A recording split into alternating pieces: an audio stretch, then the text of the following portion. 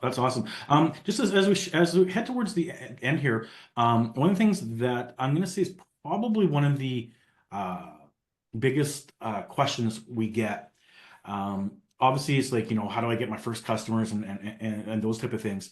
But the other one is, um, and we had a great conversation with past guests on this as well. So it's always great to see different perspectives.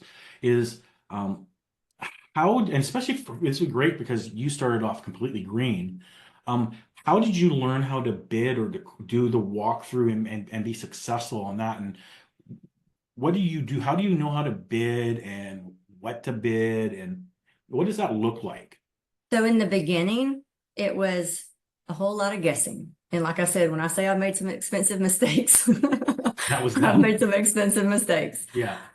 So in the beginning, it was that. Now, up until this last year, the accounts, pretty much I would just go in. I got used to being able to see about how long it would take to clean an account, and I would just, kind of take that and bill by, add a little bit for, an error margin, and then I would bill based on my labor hour that I have set and the time that it takes to clean it.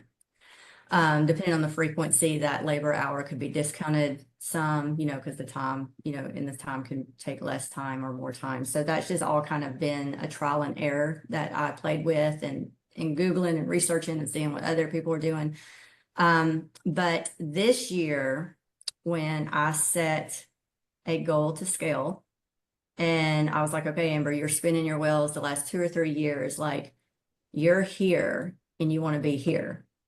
So I set a goal at the beginning of the year that I wanted to open another location by the end of this year and that I wanted to double my revenue.